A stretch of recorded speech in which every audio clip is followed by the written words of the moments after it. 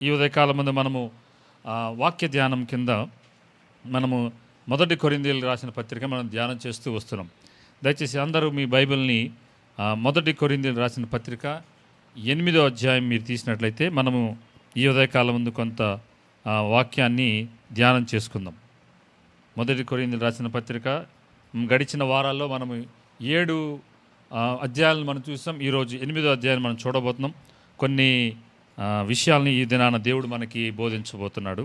వాక్య భాగాలను వినటానికి మునుపు కొంత ఉపోద్ఘాతం నేను చెప్తాను. మనం సర్వసాధారణంగా మీరు బైబిల్ చదువుతున్న ప్రతిసారి మీరు గుర్తుంచుకోవాల్సిన 4 విషయాల్ని నేను చెప్తున్నాను, వినండి. మీరు బైబిల్ చదువుతున్న ప్రతిసారి వాక్యం మనల్ని ఏం చేస్తుందంటే, మొట్టమొదటిగా దేవుని వాక్యము ఏది సరైనదో చెప్తుంది. What is right. Bible says what is right. దేవుని వాక్యము ఏది సరైనది అనేది మొట్టమొదటి చెప్తే, రెండోది వాట్ ఈజ్ నాట్ రైట్ అనేది చెప్తుంది. దేవుని వాక్యము సరైనది ఏది కాదో చెప్తుంది. మూడోది ఏం చెప్తుందంటే హౌ టు గెట్ రైట్. మనము వాక్యం చదివినప్పుడు నేను ఎలాగా సరిచేయబడాలి అనేది వాక్యం మనకి చెప్తుంది. మొట్టమొదటిదేమో ఏది సరైనదో చెప్తుంది, రెండోది ఏది సరైనది కాదో చెప్తుంది, మూడోది హౌ టు గెట్ రైట్, నేను ఎలా సరిచేయబడగలను అనే మూడో అంశాన్ని చెప్తే, నాలుగోది చివరికి ఏం చెప్తుందంటే ఆ తెలుసుకున్న సరైన మార్గంలో ఎలాగా హౌ టు స్టేట్ రైట్, అంటే ఆ సరైన మార్గాన్ని మీరు తెలుసుకున్నారు, ఆ మార్గములో నిలకడగా ఉండేలాగా ఎలా ఉండాలో వాక్యం మనకి తెలియజేస్తుంది. సో మీరు బైబిల్ చదువుతున్న ప్రతిసారి ఈ 4 అంశాలను మీరు గుర్తుపెట్టుకోవాలి. కొన్నిసార్లు దేవుడు తన వాక్యం ద్వారా మనల్ని సరిచేస్తూ ఉంటారు. మనలో ఉన్న లోటుపాట్లన్నిటినీ తీసివేసుకోవడానికి ఏది బలహీనతల్లో మనలో ఉన్నాయో వాటిని బయలుపరుస్తూ ఉంటాడు. అలాగే ఏదైతే బయలుపరిచినప్పుడు మనము దేవునితో వాక్యానుసారంగా సరిచేసుకొని ఆ సరిచేయబడిన మార్గంలో మనం ఏం చేయాలి, అలాగే స్టే చేయాలి. అంటే కాన్స్టాంట్గా స్టేబుల్గా మనము ఆ వాక్యంలో నిలకడగా నిలిచి ఉండేవారంగా ఉండాలనేది మీరు గుర్తుపెట్టుకోవాల్సిందిగా ప్రభు పేరట మీకు మనవి చేస్తున్నాను. ఓకే, ఈ 1 కొరింథీయులకు రాసిన పత్రిక కొంత ఉపోద్ఘాతాన్ని నేను చెప్పాలని ఆశపడతాను. ఎందుకంటే మన మధ్యలో మా అమ్మ వాళ్ళ ఫ్యామిలీ ఉన్నారు కాబట్టి. ఏంటంటే ఈ కొరింథీయులకు రాసిన పత్రిక, ఆ సంఘము కొరింథీ అనే పట్టణంలో ఉంది. ఆ పట్టణంలో ఉన్న అన్యులుగా ఉన్నవారు, విగ్రహాలకు పూజించేవారు ఏం చేశారంటే, దేవుని మహాకృపను బట్టి యేసు ప్రభు వారిని తమ స్వరక్షకునిగా అంగీకరించి వారు ఒక సంఘంగా కూడుకుంటున్నారు.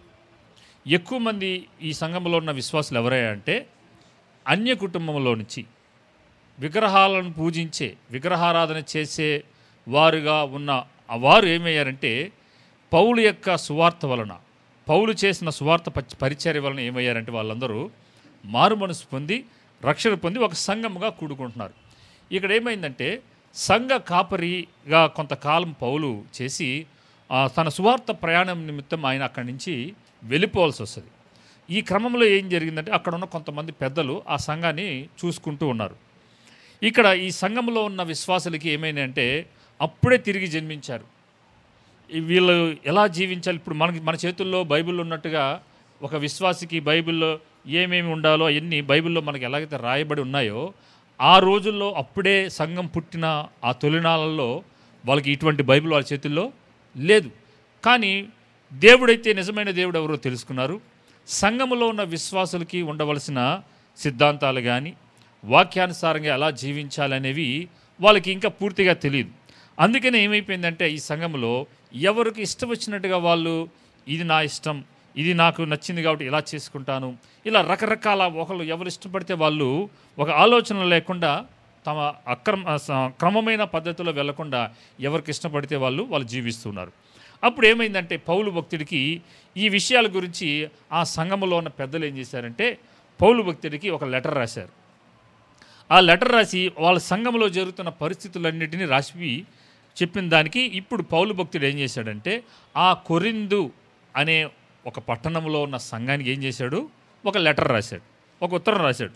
ఆ ఉత్తరంలో ఒక్కొక్క సమస్యకి ఈయన పరిష్కారం చెప్పుకుంటూ ఇప్పుడు 8వ అధ్యాయంలోకి వచ్చాడు. 8వ అధ్యాయంలో మనం చూడబోయేది ఏంటి అంటే, ఈ విశ్వాసులు ఎవరైతే ఒకప్పుడు ఏం ఆరాధన చేసేవని చెప్పాను? విగ్రహారాధన చేసేవాళ్ళు.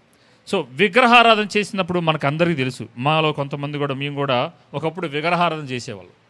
విగ్రహారాధన చేసినప్పుడు ఏమయ్యేది? విగ్రహాలకు అర్పించిన వాటిని తినేవాళ్ళం. ఒకప్పుడు తినేవాళ్ళం. సో ఇప్పుడు అటువంటి పరిస్థితే ఈ కొరింథీ సంఘంలో కూడా ఒకటి ఎరేజ్ అయింది. ఒక ప్రశ్న వచ్చింది. ఏంటో చెప్తున్నాడు చూడండి. 8వ అధ్యాయం 1వ వచనం. విగ్రహములకు బలిగా అర్పించిన వాటి విషయము. టాపిక్ ఏం చెప్పాడు? టైటిల్ ఏం పెట్టాడు? విగ్రహాలకు బలిగా అర్పించిన వాటి విషయం ఈరోజు మాట్లాడబోతున్నానయ్యా అని పౌలు భక్తుడు ఏం చేశాడంటే ఆ 8వ అధ్యాయంలో రాస్తున్నాడు. ఈ టైటిల్ ఏమది ఇప్పుడు స్టార్ట్ చేస్తున్నాడు. ఏమని స్టార్ట్ చేస్తున్నాడు చూడండి. మనమందరము జ్ఞానము గలవారమని ఎరుగుదుము, జ్ఞానము ఉప్పొంగు చేయను గాని ప్రేమ ఏం చేసిద్దంట? క్షేమాబుద్ధి కలుగు చేయను. ఒకడు తనకేమైనాను తెలియననుకొని ఉంటే తాను తెలుసుకొనవలసినట్టు ఇంకను ఏమీ తెలుసుకొనినవాడు కాడు. ఒకడు దేవుని ప్రేమించిన ఎడల అతడు దేవునికి ఎరుకైన వాడే. ఇక్కడ ఆగుదాం. ఇక్కడ ఈ 3 వచనాల్లో మనకి టైటిల్ ఏమో ఫస్ట్ ఏమని చెప్పాడు? విగ్రహాలకు అర్పించిన దాన్ని గురించి అని చెప్పి మళ్ళీ ఏం స్టార్ట్ చేశాడు? మరి ఆ టాపిక్ చెప్పట్లా. అక్కడ ఏం చెప్తున్నాడు? మనకందరికీ ఏముందంట? ఉందా? అందరికీ జ్ఞానం ఉంది కాబట్టే మనము వింటున్న వాటిని, చూస్తున్న వాటిని, మనం చదువుతున్న వాటిని మనము గ్రహించి అర్థం చేసుకొని వాటి ప్రకారం జీవించగలుగుతున్నాం. కొన్ని పనులు మనం చేయగలుగుతున్నాం. ఓకే, జ్ఞానం గలవారమని ఎరుగుదాం. అందరికీ జ్ఞానం ఉంది. ఈ జ్ఞానం ఏంటో తర్వాత వచనాల్లో మనకు అర్థమవుతుంది. జ్ఞానం అనేది ఏంటో ఇక్కడ ఈ అధ్యాయంలో ఏ ఉద్దేశంతో మనసులో పెట్టుకొని రాస్తున్న ఆ జ్ఞానం ఏంటో తర్వాత పౌలు భక్తుడు అదే అధ్యాయంలో మనకు కొన్ని బయలుపరుస్తూ ఉంటాడు. ఇప్పుడు జ్ఞానం ఉంది కరెక్టే, కానీ జ్ఞానం ఏం చేసిద్దంట? మనల్ని ఉప్పొంగ చేసిద్దంట. మాకు జ్ఞానం ఉంది అని చెప్పి గర్వించేలాగా చేసిద్ది. కానీ ప్రేమ ఏం చేసిద్దంట? క్షేమాభివృద్ధిని కలగచేయదు. అంటే మీకు జ్ఞానం ఉంది కరెక్టే, జ్ఞానం ఉంది కదా అని చెప్పి మనం ఏం చేయకూడదంట? ఉప్పొంగకూడదు.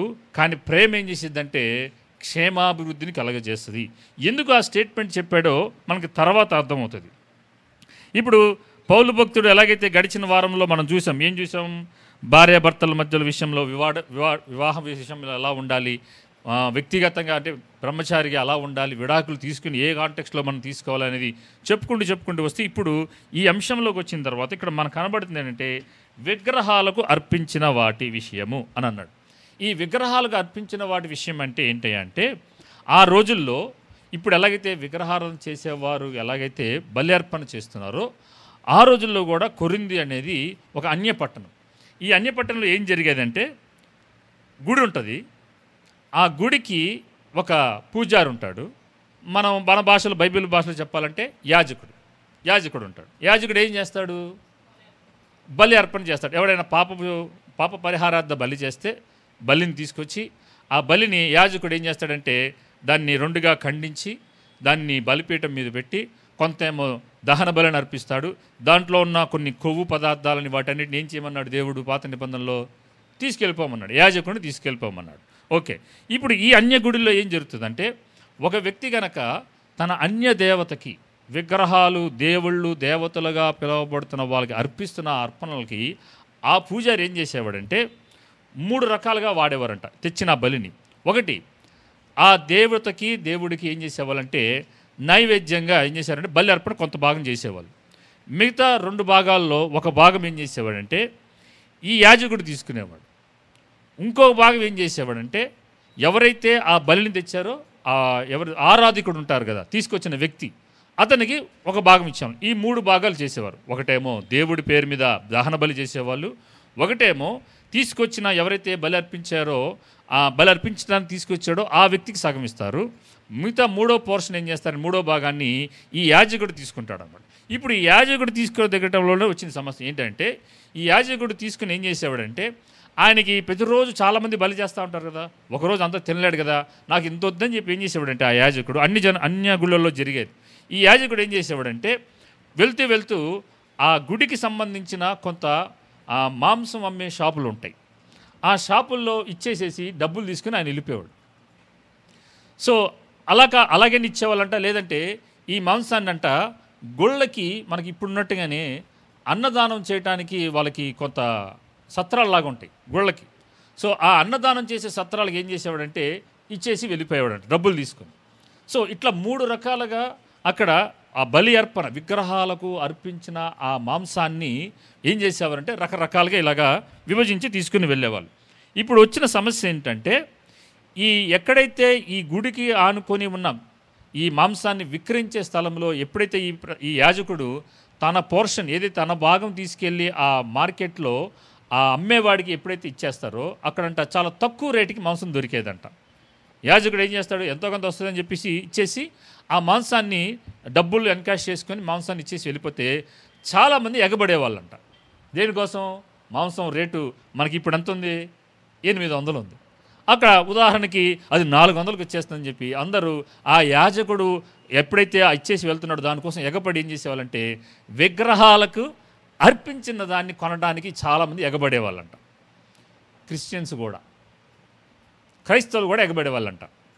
సో ఇప్పుడు ఇట్లా మార్కెట్లో వెళ్ళి అమ్మేదేమో రేట్ ఎక్కువగా ఉంటే ఇట్లా విగ్రహాలకు అర్పించిన వాటిని కొనే విషయంలోనేమో చాలా తక్కువ రేటుగా ఉందని చెప్పి ఎగబడి వాటి కొనడానికి వెళ్ళేవాళ్ళంట.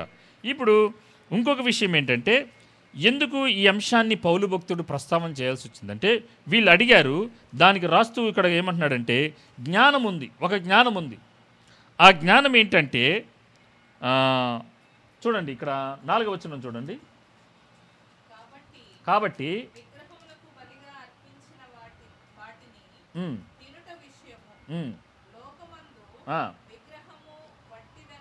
ఆగండి, పై 3 వచనాలు చెప్పిన తర్వాత ప్రేమించిన ఎడల అతడు దేవునికి ఎరికైన వాడే అని చెప్పి కాబట్టి అంటున్నాడు. అంటే మనకి జ్ఞానం ఉంది, మనకు దేవుడు ఇచ్చిన ప్రేమ ఉంది. కాబట్టి ఇప్పుడు ఏం చేయాలంటే విగ్రహములకు బలిగా అర్పించిన వాటిని తినుట విషయము లోకమందు విగ్రహము వట్టిదే, ఒక్కడే దేవుడు తప్ప ఎరుగుదము. దేవతలనబడిన వారును ప్రభువులనబడిన వారును అనేకులున్నారు. ఆకాశమందైనను భూమి మీదనైనను దేవతలనబడినవి ఉన్నను మనకు ఒక్కడే దేవుడు ఉన్నాడు. ఆయన తండ్రి, ఆయన నుండి సమస్తమును కలిగెను, ఆయన నిమిత్తము మనమున్నాము. మరియు మనకు ప్రభువు ఒక్కడే, ఆయన యేసుక్రీస్తు.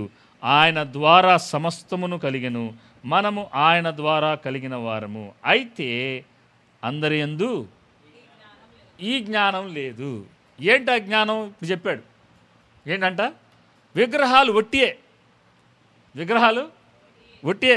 మీరు కింద కాలకేసి తొక్కుతున్న ఆ రాళ్ళే ఆ విగ్రహాలు ఒట్టియే, ఏమి లేవు అనే జ్ఞానం మనకు తెలుసు. సో విగ్రహాలకు అర్పించిన దాన్ని తినచ్చు అనే ఒక భావన మనలో ఉంది. ఎందుకు? విగ్రహం ఒట్టిదే, ఏమి లేదు దాంట్లో. సో దేవుడు ఒక్కడేని మనం తెలుసుకున్నాం. మనము దేవుని వలన క్రీస్తు ద్వారా మనము ఆయన కొరకు, ఆయన చిత్తం కొరకు తెలియచేయబడ్డామని, మనం సృష్టించబడ్డామని మనకేమైంది? ఈ జ్ఞానం మనకు తెలిసింది. ఈ జ్ఞానం మనకుంది. ఏంటి? లోకములో దేవుడు అనేవాడు ఒక్కడే ఉన్నాడు. ఆయన ఎవరు? తండ్రి. మనకందరికీ ప్రభువు ఒక్కడే. ఎవరైనా? యేసుక్రీస్తు. ఆయన ద్వారానే మనం అందరం ఏమంట కలిగాము. ఆయన కొరకు, ఆయన చిత్తం కొరకు అందరం తయారు చేయబడ్డామనే జ్ఞానం మనకు తెలిసిపోయింది. ఇప్పుడు వీళ్ళు ఏం చేస్తున్నారంటే సో విగ్రహాలు ఒట్టియే కాబట్టి నేను ఆ పూజారి అమ్మేసిన దాన్ని నేను కొనుక్కొని తింటాను అనే ఒక జ్ఞానంతో ఏమైందంటే ఉప్పొంగుతూ వీళ్ళు కొనేసుకొని తినేస్తున్నారంట. విగ్రహం ఏం లేదు, ప్రసాదం పెడితే తినేచ్చు, ఏం కాదు అని వీళ్ళు ఏం చేస్తున్నారంటే తినేస్తున్నారంట. ఇప్పుడు ఆ సంఘములోనే, మన సంఘంలో మనం చూస్తే ఆత్మీయంగా ఎదిగిన వారు రకరకాల స్థాయిలో ఉన్నవారు ఉంటారు. అప్పుడే తిరిగి జన్మించిన వారు, మధ్యస్థంగా ఉన్నవారు, బాగా ఆత్మీయంగా హెచ్చు స్థాయిలో ఉన్నవారు ఉంటారు. ఇప్పుడు ఆత్మీయంగా ఎదిగిన వారు ఏం చేస్తున్నారంటే బాగా జ్ఞానం ఉంది వీళ్ళకి. ఏం చేస్తున్నారు? ఉప్పొంగుతుంది జ్ఞానం. ఏంటి? విగ్రహాలు పెట్టి ఏం లేదు తినేచ్చు అని చెప్పి వీళ్ళు వెళ్ళి మార్కెట్లోకి వెళ్ళి ఆ తక్కువ రేటుకు వస్తున్న మాంసాన్ని ఏం చేస్తున్నారు?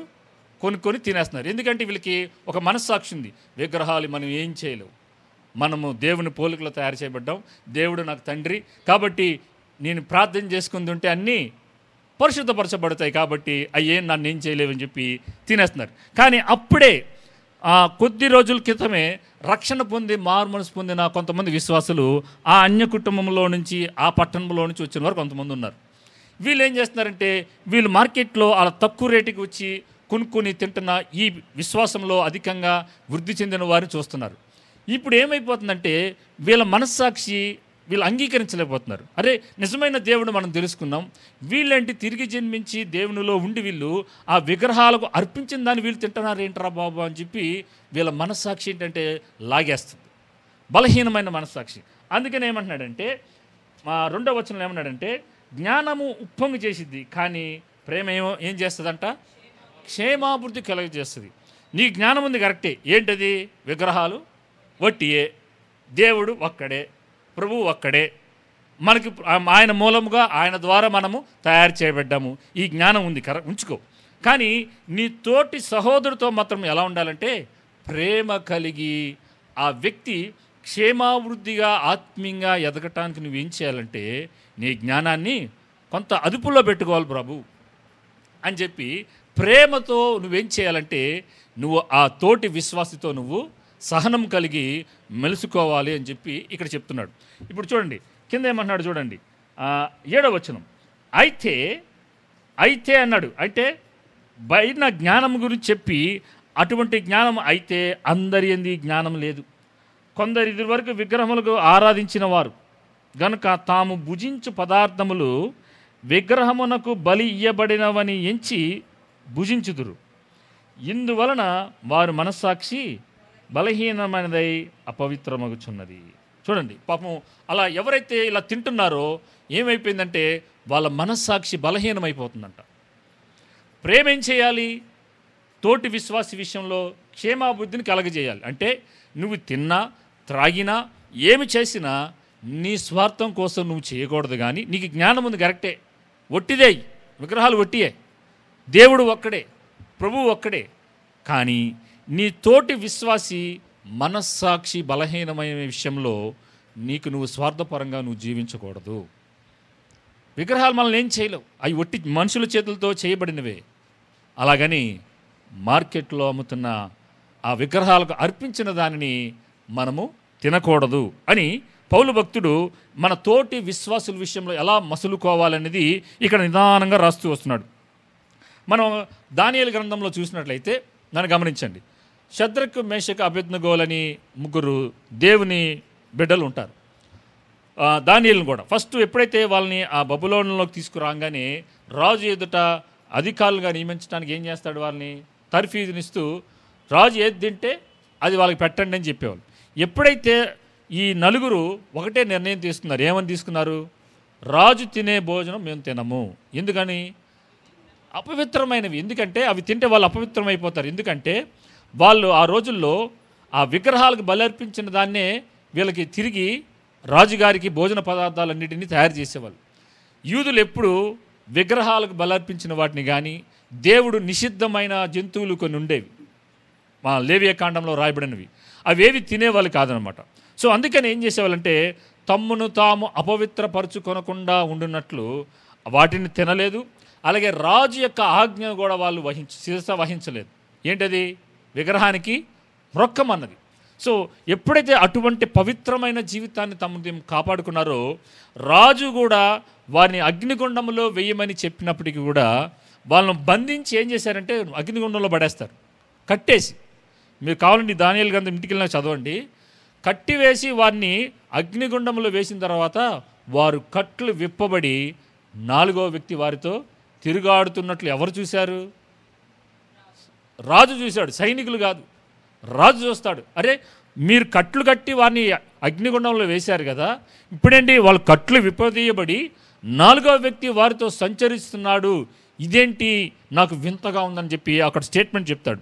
అప్పుడు దగ్గరికి వెళ్ళి మీరు 3 బయటికి రండి అని పిలంగానే 3 బయటికి వస్తారన్నమాట. అప్పుడు వాసన చూస్తారు, వాసన చూస్తే అగ్నివాస ఇసుమంతైన వాళ్ళకి కనబడదన్నమాట. సో దేవుణ్ణి కనుక మన జీవితంలో ఇవ్వాల్సిన ఆ పవిత్రమైన స్థానాన్ని మనల్ని మనం అపవిత్రపరుచుకోకుండా మన మాటలోనూ మన తలంపులోనూ మన క్రియలలోనూ మనం తినే వాటిలో కూడా మనం ఏం చేయకూడదంట? అపవిత్రపరచుకోకూడదు. మనం చూసినట్లయితే మన స్నేహితులు కానీ అన్యులు అంటారు, మీ ఉద్యోగాలు చేసే స్థలాల్లో వాళ్ళు వాళ్ళ పండగ రోజున ప్రసాదం తీసుకొస్తారు. ప్రసాదం మేము పెట్టిన ప్రసాదం మీరు తినరు, కానీ క్రిస్మస్ రోజున మీరు ఇచ్చే కేక్ మాత్రం మేము తినాలా అనే ఒక ప్రశ్న వాళ్ళు కలిగిద్ది. సో ఇప్పుడు మీకు తేడా చెప్తాను. ప్రసాదానికి ఫలహారానికి ఉన్న తేడా వేరు. ప్రసాదం అంటే వాళ్ళ దేవుడికి దగ్గరగా పెట్టి అర్పించి పూజ చేసి దాన్ని ఆయనకి వాళ్ళకి పెట్టినట్టుగా పెట్టి తీసుకొచ్చి మనకు కూడా మన చేతుల్లో కొంచెం ప్రసాదం ఎంత పెడతారు? ఇంత పెడతారా? ఎంత పెడతారు? పలహారం ఒక ప్లేట్ నిండో ఎలా పెడతారు? సో ప్రసాదం అనేది ఏంటంటే వారు అర్పించిన ఏదైతే దేవుడికి పూజిస్తున్నారో ఆ దేవుడిని శాంతింపజేస్తూ మా జీవితాలని కాపాడు, మాకు సమృద్ధిని ఇవ్వమని చెప్పి ఆ బలిగా అర్పించిన దాన్ని ఏదైతే పెట్టారో దానిని మాత్రం ముట్టుకోకూడదు. కానీ పలహారం పెడితే మనం తినచ్చు. మనం అన్యుల ఇంటికి వెళ్ళాం, వాళ్ళ ఇంటికి గెస్ట్గా వెళ్ళినప్పుడు వాళ్ళు అన్యులుగా ఉన్నారు కదా అని చెప్పి వాళ్ళు పెట్టిన స్వీట్ హార్ట్ని ముట్టుకోకూడదు, బిర్యానీ తినకూడదు. బిర్యానీ అయితే మనం తింటాం కదా, అన్యులు పెట్టిన బిర్యానీ అయితే తింటాం, కానీ వాళ్ళు ప్రసాదం పెట్టిన దాన్ని మాత్రం మనం తినకూడదు. పలహారానికి ప్రసాదానికి తేడా ఉంది. మరి సంఘంలో కూడా ప్రసాదం ఇస్తారు. ఏంటి ఆ ప్రసాదం? ఇది అందరూ తినచ్చా?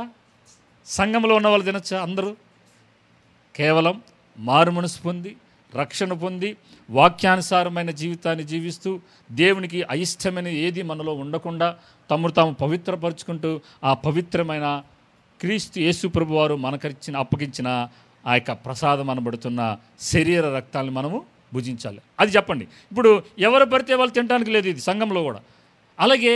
ఏది పడితే అది మనము అన్యులు మనకిస్తున్న ప్రసాదాన్ని మనము తినకూడదు. కానీ ఎలా చెప్పాలంటే వాళ్ళకి అర్థమయ్యే రీతిలో మీ ప్రసాదం మీకు ఎంత విలువైనదో దేవుడు మాకు అనుగ్రహించిన శరీర రక్తాలు కూడా అంతే పరిశుద్ధమైనవి.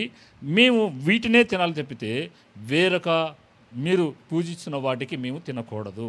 మేము దేవునితో నిబంధన చేయబడ్డాము, మా జీవితాలు దేవునితో నిబంధన చేయబడ్డాయి. కాబట్టి మీరు పెట్టే పలహారం తింటాం, ప్రసాదం మాత్రం తినము అని పొలైట్గా చెప్పాలి. ఎందుకంటే రేపొద్దున వారిని దేవుని సన్నిధికి నడిపించే విషయంలో మనం ఎప్పుడు అడ్డుబండలు అవ్వకూడదు. సో చాలా జాగ్రత్తగా వాళ్ళని దేవుని సన్నిధికి నడిపించే విషయంలో మన మాటలు, మన ప్రవర్తన చాలా జాగ్రత్తగా ఉండాలి. కొన్ని సంఘాలలో ఎలా ఉంటుందంటే ఈవెన్ జ్ఞాపకార్థ కూడీలు కూడా వెళ్ళి తినరు, జ్ఞాపకార్థ కూడీలు కూడా వెళ్ళి భోజనాలు చేయరు. ఎందుకు? అదేమైనా విగ్రహాలకు అర్పించబడిందా అంటే కాదు. మరి మనం ఆదివారం ప్రతి ఆదివారం చికెన్, మాంసం, చేపలు ఇవన్నీ తెచ్చుకుంటాం కదా, మరి అది కూడా విగ్రహాలకు అర్పించిందేగా. మీకు తెలుసో లేదో, ఏ ఒక్క చికెన్ షాప్ కానీ ఏ ఒక్క మటన్ షాప్లో కానీ ముస్లిమ్స్ హలాల్ చేయకుండా మీకు మటన్, చికెన్లు అమ్మరు. కానీ ఏం చేయాలి? మార్కెట్లో కొనుక్కున్నాం, ఇంకా వాళ్ళే ఉంటారు మార్కెట్లో అమ్మేది వాళ్ళే, కాబట్టి మనం ఏం చేయాలంటే కొనుక్కొచ్చుకొని ప్రభువా దీన్ని పరిశుద్ధపరచండి, మేము దీన్ని తినే ముందని చెప్పి మనం ఏం చేయాలంటే ఖచ్చితంగా మనం ప్రార్థించుకున్నప్పుడు దాన్ని దేవుడు పవిత్రపరుస్తాడు. సో ఇక్కడ మనం గుర్తుంచుకోవాల్సింది ఏంటంటే జ్ఞానం ఉంది కదా అని నీ జ్ఞానాన్ని బలహీనమైన విశ్వాసుల మీద రుద్దకూడదు. చాలా సంఘాలలో కొన్ని సిద్ధాంతాలు చేశారు. సాంప్రదాయాలు వేరు, సిద్ధాంతం వేరు. మనము వాక్యంలో లేని వాటిని విశ్వాసుల మీద కానీ మన తోటి విశ్వాసుల మీద కానీ మనం రుద్దకూడదు. నాకు మనసాక్షి ఉంది, నేను ఏమైనా తినేస్తాను, ఏదైనా చేసేస్తానంటే మనం వాళ్ళ యొక్క బలహీనమైన విశ్వాసాన్ని మనము దిగజార్చేవారుగా మనం ఎప్పుడు ఉండకూడదు. ఓకే, ఇప్పుడు విగ్రహాలుకి అర్పించబడినది ఇక్కడ మనం చూసినట్టయితే 3 విషయాలు మనం చూసాం. క్రైస్తవులు కూడా ఏం చేస్తున్నారంటే ఆ రోజుల్లో ఈ దేవాలయాల్లో ఉన్న అన్న సంతర్పణ చేస్తూ ఉంటారు కదా, ఆ అన్న సంతర్పణ కూడా వీళ్ళు వెళ్ళి తినేస్తున్నారు. ఎందుకు? ఏం జ్ఞానం ఉంది వీళ్ళకి? విగ్రహాలు వట్టివే అని ఏం చేస్తున్నారంటే గుళ్ళల్లో అన్న సంతర్పణ చేస్తుంటే వాటిని కూడా వెళ్ళి తినేస్తున్నారు. వీళ్ళకి అటువంటి జ్ఞానంతో ఉప్పొంగుతూ ఏం చేస్తారంటే మమ్మల్ని ఏం చేయలేవు ఇవి అని చెప్పి వాళ్ళు వెళ్ళి భోజనాలు చేసేస్తారంట. సో అందుకని ఏమంటున్నాడంటే పౌలు భక్తుడు, ఓకే నీకు అటువంటి జ్ఞానం ఉంటే ఉంచుకోనండి, కానీ నీ సహోదరుడు తొట్టిల్లిపోయి పడిపోయేలాగా నీ జ్ఞానం ఉప్పొంగి చేసుకోవద్దు. ప్రేమ ఏం చేస్తుంది? అన్నిటినీ సహిస్తుంది, తన తోటి వారికి ఎటువంటి హానిని కలిగించదని మనం ఒకసారి రోమిల్కి రాసిన పత్రిక చూడండి 13:10 చూడండి ఒకసారి. రోమిల్కి రాసిన పత్రిక 13:10. ప్రేమ ప్రేమ పొరుగువానికి కీడు చేయదు గనుక ప్రేమ కలిగి ఉండుట. అది ప్రేమ కలిగి ఉంటే మనం ఏం చేస్తున్నామంట, వాక్యాన్ని నెరవేర్చిన వారంగా ఉంటున్నాం. పొరుగువానికి ఏది కీడు చేయదు ప్రేమ. సో మనం కనుక ప్రేమ కలిగి ఉన్నట్లయితే నా తోటివాడి విషయంలో నేను మొట్టమొదటిగా ఆలోచించాలి. నేను స్వార్థంగా ఉండడానికి బదులు నా తోటి విశ్వాసికి అతడు ఆత్మీయంగా ఎదగటానికి మనం ఏం చేయాలి, తోడ్పాటునివ్వాలి. శతవిధాలా మనం ఏం చేయాలంటే మనం ప్రయత్నం చేస్తూ ఉండాలి. నువ్వు ఆత్మీయంగా ఎదిగిపోయావు, మనం ఎదిగిన ఆ స్థాయిలోనికి నిన్న తిరిగి జన్మించిన ఆ వ్యక్తికి మనం ఏం చేయాలి, సహాయం చేస్తూ ఉండాలి, తోడ్పాటునిస్తూ ఉండాలి. మనకున్న జ్ఞానంతో మనం ఉప్పొంగుతూ నీకు ఇష్టం వచ్చినవి మనం చేసుకోవటానికి దేవుడు మనల్ని సంఘములో కుటుంబ సభ్యులుగా అలా చేయలేదు. మనమందరం కుటుంబంలో సంఘ సభ్యుల్లో అందరూ ఆత్మీయంగా ఒకే రీతిలో సంఘము ఆరోగ్యకరంగా ఎదగాలి. రకరకాల స్థాయిలో ఉంటారు, కానీ ఒకరినొకరు పురుకొల్పుకుంటూ ఆత్మీయంగా ఎదుగుతూ ఒకరినొకరు సహాయం చేసుకుంటూ ఉండాలి. ఇక్కడ చూడండి, ఒకసారి మత్తయి సువార్త చూడండి. మత్తయి సువార్త 25:45 చూడండి. 25:45.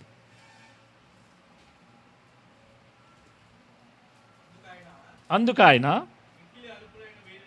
మిక్కిలి అల్పులైన వీరిలో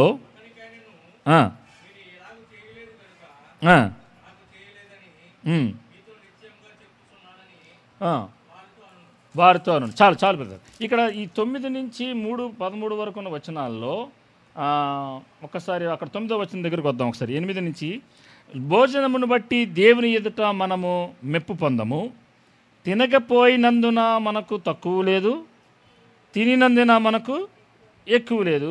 అయినను మీకు కలిగి ఉన్న ఈ స్వాతంత్రం వలన బలహీనులకు అభ్యంతరం కలగకుండా చూచుకోనండి. మీరు తిన్నారు కరెక్టే, మీరు ఆత్మీయంగా పరిపక్వత చెందాము అనే దానికి సాదృశ్యం కాదు అది. మీరు తింటున్నది తినలేదు, పోనీ బలహీనంగా ఉన్నవారు తినట్లేదు, అది కూడా మీరు ఆత్మీయంగా దిగజారిన స్థితిలో ఉన్నదానికి అది సాదృశ్యం కాదు. కాబట్టి మీరేం చేయాలంటే, యేసు ప్రభు వారు మనము మన సహోదరుల విషయంలో ఏదైతే చేస్తున్నామో అది ఎవరికి చేసినట్టంట, యేసు ప్రభు వారికి చేసినట్టే. మనము మన సహోదరుల విషయంలో మనం ఏదైతే సహాయం చేసినా, ఒకరికి తోడ్పాటునిచ్చినా, మనము మన దేవుడైన మన ప్రభు అయిన యేసు ప్రభు వారికి చేసినట్టే అనేది మీరు గుర్తుపెట్టుకోండి. సో ఇక్కడ పౌలు భక్తుడు ఏమంటున్నాడంటే, ప్రేమ love towards those in God's family. ఏది ప్రాముఖ్యమైనది అంటే, అన్నిటికైనా ఉత్తమమైనది ఏంటి అంటే, మనము మన కుటుంబమైన దేవుని కుటుంబం పడుతున్న ఈ కుటుంబంలో ఉన్న విషయాల్లో, సంఘ సభ్యుల విషయంలో మనము ప్రేమ కలిగి నడుచుకోవటమే చాలా ప్రాముఖ్యమైనది. మీ జ్ఞానం ఉంది కరెక్టే, జ్ఞానం ఉంది కదా అని చెప్పి నేను ఏది పడితే అది చేయటానికి మనము ఇక్కడ లేము. ఇక్కడ మనం చాలామంది గమనించాల్సింది ఏంటంటే, 8వ వచనంలో ఏమంటున్నాడు, what we eat or don't eat does not make us more spiritual. అంటే ఏది తింటున్నామో ఏది తినట్లేదు అన్న దాన్ని బట్టి మనం అధికంగా నేను ఆత్మీయంగా ఎదిగిన దానికి సాదృశ్యంగా ఉండదు. కాబట్టి మీరు గుర్తుపెట్టుకోనండి, నా జీవితంలో నేను చేసేదానిని బట్టి కాదు, దేవుని పట్ల నేను నా సహోదరుల పట్ల నేను కలిగి ఉన్న ప్రేమపూర్వకమైన విధానమే నాకు ఆత్మీయమైన పరిపక్వతకు సూచనగా ఉన్నదని మీరు గుర్తెరగమని ఇక్కడ పౌలు భక్తుడు చెప్తున్నాడు. కిందకు వెళ్దాం. 10వ వచనం, ఏలయనగా జ్ఞానము గల నువ్వు విగ్రహమయందు భోజన పంక్తిని కూర్చుండగా ఒకడు చూచిన ఎడల బలహీనమైన మనస్సాక్షి గల అతడు విగ్రహములకు బలి ఇయ్యబడిన పదార్థములను తినుటకు ధైర్యము తెచ్చుకొను కదా. ఇందాక మీకు చెప్పాను కదా, అన్న సంతర్పణ చేస్తున్నప్పుడు ఏం చేశారంటే, వెళ్ళి కూర్చున్నాడు. అదిగో భోజన పంక్తిలో కూర్చుండగా, జ్ఞానం గల నువ్వు విగ్రహములయందు భోజన పంక్తిని కూర్చుండగా ఒకడు చూచిన ఎడల, బలహీనమైన మనస్సాక్షి కలవాడు ఏం చేస్తాడంటే, ఇప్పుడు అయితే మనం అన్న సంతర్పణ చేసే తింటే పర్లేదు, బాగా తినచ్చు అన్నమాట. ఈ లెక్కనైతే నేను కూడా ఏం చేస్తానంటే, విగ్రహాలకు పెట్టిన ఉంటుంది దాని ప్రసాదం ఉంటుంది, అది కూడా నేను తినేస్తానని ఈ బలహీనమైన మనస్సాక్షి గలవాడు అనుకుంటాడంట. అలా చెయ్యొద్దు, అది తప్పు అని చెప్పి ఇక్కడ ఏమంటాడంటే, నువ్వు ఏదైతే చేస్తున్నావో దాన్ని బట్టి నీ సహోదరుడు ఇంకా దిగజార్చి విగ్రహాలకు బలియబడిన పదార్థాలను తినుటకు ఏం చేస్తాడంట, ధైర్యం తెచ్చుకుంటాడంట. ఓకే, అన్నసంతర్పణ చేసిన దాన్నే తినేస్తుంటే విగ్రహాలకు అర్పించిన పెట్టిన ప్రసాదం కూడా నేను తినేయచ్చు అన్నమాట అనే ఒక ధైర్యంతో ఏం చేస్తాడంటే బలహీనమైన మనస్సాక్షి గల అప్పుడే తిరిగి జన్మించిన విశ్వాసి వెళ్ళి వాటిని తినేస్తాడు. సో ఇక్కడ ఏమైపోతుంది, విశ్వాసుల్లో ఉన్న సహోదరుల మధ్యలో ఎక్కడ లేనిపోని అపవిత్రత అనేది ఒకరిలో వెళ్ళిపోతుంది. సో మనము ఇతరుల పరిశుద్ధతలో నుంచి అతి పరిశుద్ధతలోనికి వెళ్ళడానికి మనము సహాయం చేయాలి, కానీ మనము పరిశుద్ధతలో నుంచి ఇంకా హీనమైన స్థితిలోనికి దిగజార్చేలాగా మన యొక్క క్రియలు, మన మాటలు, మన క్రైస్తవ జీవితం ఉండకూడదు అని ఇక్కడ పౌలు భక్తుడు వాళ్ళకి తెలియచేస్తూ వస్తున్నాడు. ఇక్కడ మనం గమనించాల్సింది, ఒక విశ్వాసికి ఉండవలసింది ఏంటి అంటే సెల్ఫ్ కంట్రోల్. మనకేముండాలి? స్వీయ నియంత్రణ అంటారు. ఇంకో భాష ఏంటి తెలుగు? సెల్ఫ్ కంట్రోల్ అంటే ఇంద్రియ నిగ్రహ శక్తి ఉండాలి. ఏది పడితే అది తినటం, లేదంటే ఏది పడితే అది చూచేయటం. నేను క్రైస్తవుడిగా నేను పరిపక్వత చెందాను, నా ఇష్టానుసారమైంది నేను చూస్తాను, నాకు ఇష్టమైంది నేను తింటాను అని ఈ శరీరం అనబడుతున్న ఈ ఆలయాన్ని మనము పాడు చెయ్యకూడదు. ఇది అపవిత్రమైనది, దేవుడు నివసించే ఆలయం ఈ స్థలం ఇది. దీనిని పరిశుద్ధంగా మనం కాపాడుకోవాలి. కరెక్టే, నీకు జ్ఞానం ఉంది, విగ్రహాలు వట్టివే, దేవుడు ఒక్కడే, ప్రభువు ఒక్కడే. అలాగే ప్రభువు ద్వారా దేవుని వలన మనము ఆయన కొరకు సృజించబడ్డాము. మనము ఇక మీద ఏం చేయాలంటే దేవుని కొరకు మనం జీవించాలి. జీవిస్తున్న నువ్వు దేవుని కోసం జీవించాలి, కానీ నీ తోటి విశ్వాసి కోసం జీవించాలి, కానీ నీకు నువ్వే స్వార్థపరంగా మనము జీవించకూడదు అని పౌలు భక్తుడు ఇక్కడ ఈ విగ్రహాలకు అర్పించిన వాటి విషయంలో మనకి కొంత బోధను అనుగ్రహిస్తున్నాడు. చూడండి 12వ వచనంలో ఏమంటున్నాడు, 11వ వచనం, అందువలన ఎవని కొరకు క్రీస్తు చనిపోయెనో ఆ బలహీనుడైన ఆ నీ సహోదరుడు నీ జ్ఞానాన్ని బట్టి ఏమైపోతాడంట? నశించిపోతాడు. నీకు కలిగి ఉన్న ఆ జ్ఞానాన్ని బట్టి, నువ్వు చేస్తున్న క్రియలను బట్టి నీ తోటి సహోదరుడు నశించిపోయే ప్రమాదం ఉంది. కాబట్టి దయచేసి నీకు కలిగిన నీ జ్ఞానాన్ని నువ్వు ఉంచుకో. జ్ఞానం ఉండాలి, ఆత్మీయంగా వాక్య సంబంధమైన జ్ఞానంలో ఎదగాలి, ఖచ్చితంగా ఎదగాలి. అలాగే ప్రేమ కలిగి నడుచుకునే విషయంలో మరింత జాగ్రత్త కలిగి, జ్ఞానము కలిగి ఉండడం ఒక ఎత్తు అయితే, ఆ జ్ఞానాన్ని సందర్భ సహితంగా సమయోచితంగా మన తోటి విశ్వాసుల విషయంలో వాడటమే నిజమైన ప్రేమకు నిదర్శనం. ఆమేన్. సో మనము నాకు అన్నీ ఉన్నాయి, నాకు అందరి స్వాతంత్రం కాదు అన్నీ చేయటానికి. అందుకనే గడిచిన అధ్యాయులు ఏమంటాడంటే అన్నీ చేయటానికి నాకు స్వతంత్రం ఉంది, కానీ అన్నీ చేయదగినవి కావు. అన్నీ చేయదగినవి కావు. ఎందుకు?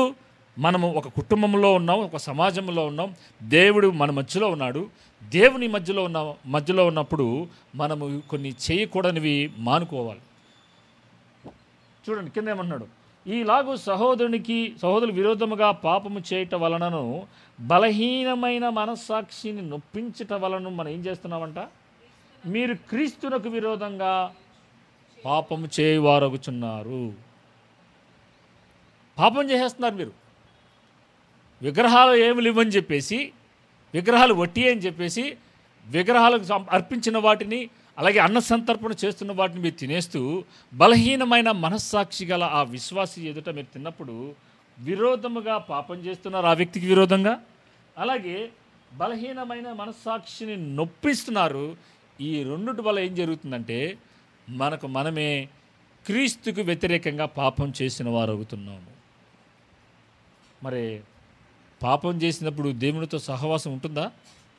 దేవునితో సహవాసం కోల్పోతూ ఉంటాం. సో మనల్ని దేవుడు తోటి వారితో మనల్ని సఖ్యత కలిగి వారిని ఆత్మీయంగా ఎదగటానికి నన్ను దేవుడు సంఘంలో ఉంచినప్పుడు, అలా చేయకపోగా ఆ వ్యక్తి ఆత్మీయంగా దిగజారే స్థితిలోకి మనం తీసుకెళ్ళిపోయినట్లయితే మనము దేవుని ఎదుట, క్రీస్తు ఎదుట మనము పాపం చేస్తున్నామని చెప్తూ 13వ వచనంలో ఏమంటున్నాడు చూడండి. కాబట్టి భోజన పదార్థం వలన నా సహోదరికి అభ్యంతరం కలిగిన ఎడల, నా సహోదరికి అభ్యంతరం చేయకుండుటకై ఏం చేయకూడదంట? ఎన్నటికీ మాంసం తిన్నాను. డిసైడ్ చేసుకున్నాడు, నేను ఇంకెన్నటికీ నేను మాంసం తిన్నాను.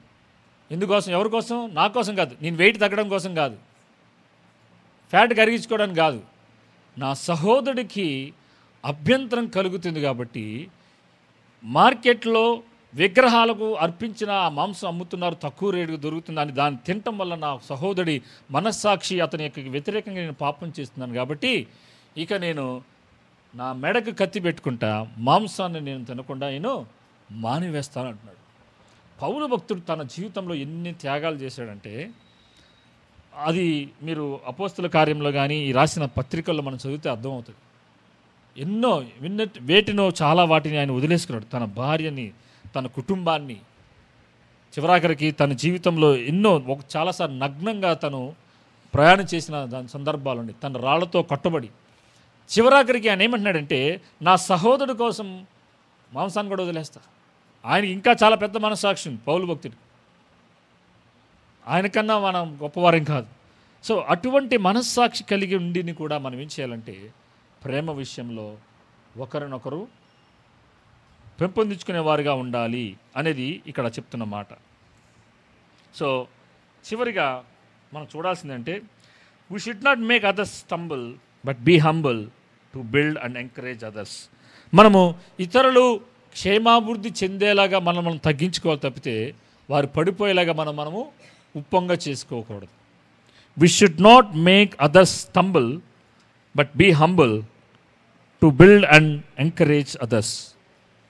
మనము ఇతరులు కట్టబడటానికి, ఇతరులు ప్రోత్సాహపరచబడటానికి మనం ఏం చేయాలంటే మనల్ని మనం తగ్గించుకొని వారిని ఆత్మీయంగా ఎదిగే స్థితిలోకి మనమంతు మనం ప్రయత్నం చేయాలి అని ఇక్కడ పౌలు భక్తుడు మనకు చెప్తున్నాడు. చివరిగా ఇంకో statement, none of us has the right to do as we please unless we please to do right. అంటే మనలో ప్రతి ఒక్కరికి ఏది పడితే అది చేయటానికి మనకి హక్కు లేదు. కానీ ఒకటే ఒక హక్కు ఉంది, ఏంటంటే ఇతరులకి క్షేమాభివృద్ధిని కలిగించే, ఇతరులకి సంతోషపరచగలిగేది చేయటానికి మనకు ఆ హక్కు మాత్రమే ఉంది. ఇది గుర్తుపెట్టుకో. None of us has a right to do as we please unless we please to do right.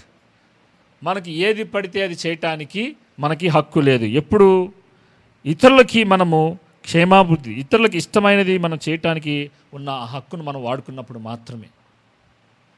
So ప్రియ బిడ్డలారా, మనము దేవుడు మనల్ని రక్షించుకున్నాడు. దేవుడు ఈ లోకంలో నుంచి మనల్ని ఏర్పరచుకున్నది లోకానికి వేరుగా మనం జీవించటానికి, లోకస్తులతో మమేకమైపోయి మళ్ళీ లోకరహితమైన ఆలోచనలతో మనం తిరిగి మళ్ళీ జీవించటానికి కాదు. దేవుడు మనలో ఉన్నాడు, నాలో ఉన్నాడు, మీలో ఉన్నాడు.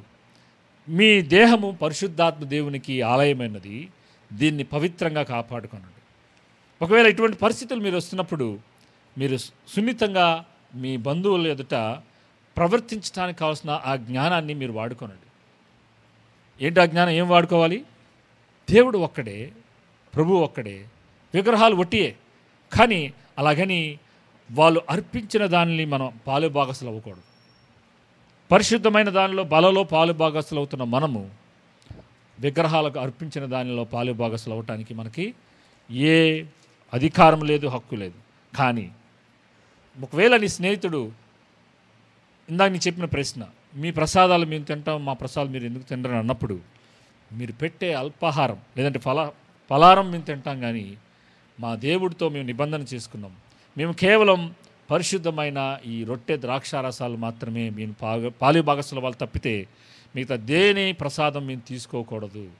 నేను నిన్ను ప్రేమిస్తున్నాను, కానీ నన్ను క్షమించు, నా దేవుని కన్నా మిన్నగా నేను, వాక్యానికన్నా మిన్నగా నేను చెయ్యలేను అని నిక్కచ్చిగా చెప్పగలిగిన విశ్వాస జీవితాన్ని మనం జీవించాలి. లోకంలో రాజీ పడిపోవద్దు ఎక్కడ. అలాగే మన తోటి విశ్వాసుల విషయంలో మాత్రం మీరు ఎక్కడ పడితే అక్కడ కనిపించి ఉండకూడని చోట ఉండి వారి యొక్క ఆత్మీయ జీవితాన్ని దిగజార్చే స్థితిలో మనము ఉండకూడదని ఈ పౌలు భక్తుడు మనకు చెప్తున్నాడు. మనము విగ్రహాల గురించి మనం ఆలోచించినప్పుడు ఈ రోజుల్లో ఇప్పుడు కాంటెక్స్లో, మన ఇండియన్ కాంటెక్స్లో జరుగుతున్న ఒక ఇష్యూ ఏంటంటే క్రైస్తవులు లేదా రక్షణ పొందిన అన్య కుటుంబంలోంచి రక్షణ పొందిన వారు బొట్టు పెట్టుకోవచ్చా పెట్టుకోకూడదా అనే ఒక టాపిక్ నడుస్తుంది. పెట్టుకోవచ్చా పెట్టుకోకూడదా? పెట్టుకోవచ్చా? చెప్పండి, పెట్టుకోవచ్చా పెట్టుకోకూడదా? జ్ఞానం ఉంది. ఏంటి ఆ జ్ఞానం? విగ్రహాలు వట్టివే, విగ్రహాలు వట్టివే. దేవుడు ఒక్కడే, ప్రభువు ఒక్కడే, అవి ఏమీ లేవు. కానీ ఖచ్చితంగా మనము దేవుని వాక్యానికి, అంటే బైబిల్లో ఎక్కడ బొట్టు పెట్టుకోవద్దని లేదు, అలాగని బొట్టు పెట్టుకోమని కాదు. మనము ఏ దేవుడినైతే, ఈ నిజమైన దేవుడు ఎటువంటి ఆచారాలు సాంప్రదాయాలు కలిగిన ఆ ఇజ్రాయెల్ కుటుంబంలో, ఆ యూదా గోత్రంలో జన్మించి మన అందరి పాపల కోసం చనిపోయాడు, ఆ యూదులకి ఈ సాంప్రదాయం లేదు. ఏంటి? బొట్టులు పెట్టుకునే సాంప్రదాయం లేదు. సో యూదుల కుటుంబంలో నుంచి మనము ఆ యూదా గోత్రంలో జన్మించిన యేసు ప్రభు వారు ఆయన యొక్క బోధనలు అనుసరిస్తున్నాం కాబట్టి ఖచ్చితంగా బొట్టు అనేది దేనికి సాదృశ్యంగా ఉంటుందంటే భర్త బతికున్నాడు అనే దానికి సాదృశ్యం ఒకటైతే. రెండోది, బొట్టు దేనికి పెట్టుకుంటారంటే ఈ రోజులో పురుషులు కూడా పెట్టుకుంటున్నారు, అది వేరే విషయం అనుకోండి. తమ దేవతలకు విగ్రహాలకు అర్పించి, నేను నీ దాసుణ్ణి, నేను నీతో నిబంధన చేశాను అని చెప్పి ఏం చేస్తారంటే కొన్నిసార్లు రక్తాన్ని కూడా తిలకంలా పెడతారు ప్రోక్షించి. సో అవి వాటికి సాదృశ్యంగా ఉన్నాయి కాబట్టి అది మనకి చెందింది కాదు. అప్పుడే తిరిగి జన్మించావు, ఒక విశ్వాసిగా ఉన్నావు, రక్షణ పొందావు, కానీ భర్త ఇంకా మారు మనసు పొందలేదు అనుకుందాం. ఆ కాంటెక్స్ట్లో మాత్రం ఆ సహోదరి కొంచెం తెలివిగా తన భర్తతో ఉంటూ భర్త కోసం ప్రార్థన చేస్తూ భర్త రక్షణ పొందే వరకు మాత్రం ఉంచుకోవచ్చు. తర్వాత మాత్రం అతను కూడా రక్షణ పొందిన తర్వాత దాన్ని నిదానంగా తీసివేయాలి ఖచ్చితంగా అనేది వేదాంత పండితులు చెప్తున్న ఒక వాళ్ళ ఆలోచన చెప్తే ఇది బైబిల్ చెప్పట్లా, బైబిల్ అయితే చెప్పట్లా. ఒకవేళ నీ భర్త రక్షణ పొందకపోయినా సరే తీసేయి అంటే మాత్రం ఖచ్చితంగా నువ్వు తీసేసి దేవుని సన్నిధికి రావచ్చు. కొంతమంది భర్తలు ఏం చేస్తారంటే బొట్టు తీయగానే ఏంటి ఎదవ మోసావా అని చెప్పి వాళ్ళని కొట్టే సందర్భాలు ఉన్నాయి, తిడుతూ ఉంటారు, రానియకుండా చేస్తూ ఉంటారు సంఘాన్ని కూడా. సో అందుకని కొంచెం తెలివిగా భర్తలు రక్షణ పొందేంత వరకు మీరు తెలివిగా మసులుకోవాలని చెప్పి మనం చేస్తున్నాను. ఇంకోటి ఏంటంటే విగ్రహాలంటే క్రైస్తవుల్లో కూడా, క్రైస్తవ కుటుంబాల్లో కూడా ఇప్పుడు చాలామంది, నేను కొన్ని కుటుంబాలు చూస్తున్నాను, వాళ్ళ కాళ్ళకి నల్లతాళ్ళు కనబడుతున్నాయి, ఎడవ కాలికి నల్లతాళ్ళు కట్టుకుంటున్నారు. మరి ఎక్కడి నుంచి కట్టుకొస్తున్నారైతే నాకే తెలియదు, కానీ వాళ్ళు ఆదివారం పాటు చర్చికి వెళ్ళేవాళ్ళే నల్లతాళ్ళు కట్టుకుంటున్నారు కాళ్ళకి. మరి కొన్ని సందర్భాల్లో వేలాంగినికి కూడా వెళ్తున్నారు, మరియమ్మ తిరణాలకు కూడా వెళ్తున్నారు. మనం సైట్ సీయింగ్ చూడటం వేరు, అంటే అక్కడున్న వాటిని చూడటానికి వెళ్ళటం వేరు. మొక్కుకొని నేను పలానా మొక్కుకున్నాను అని చెప్పి అక్కడికి వెళ్ళి గుండు అర్పించటం, గుండు చేస్తున్నారు, కొబ్బరికాయలు కొడుతున్నారు, కొవ్వొత్తులు వెలిగిస్తున్నారు. ఇవన్నీ చేయటం దేనికి? విగ్రహారాధనే కదా. సో మనకు ఒక జ్ఞానం ఉంది, ఏంటది?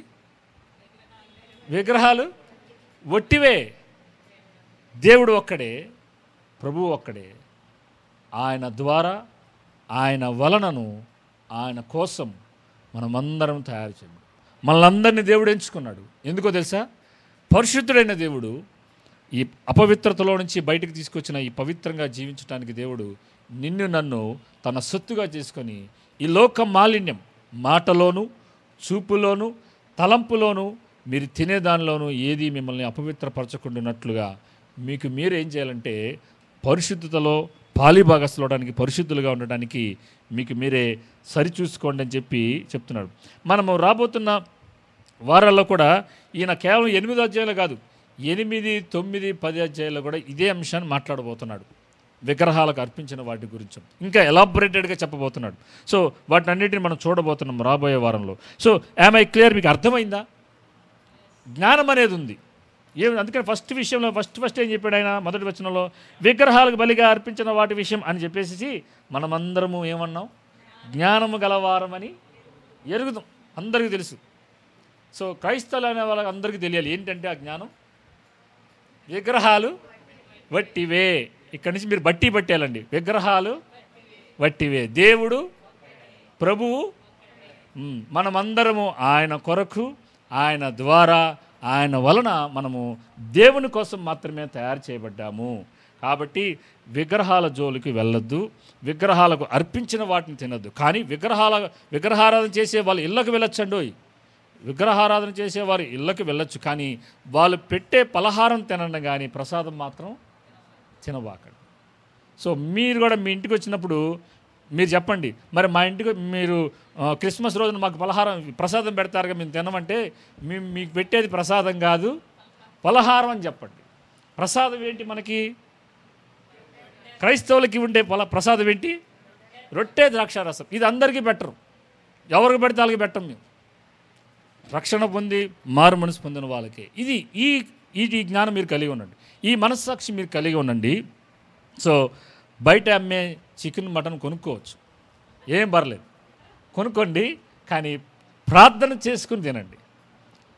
మీకు కొన్ని సందర్భాల్లో పీర్ల పండగని కొన్ని పండుగలు చేస్తూ ఉంటారు.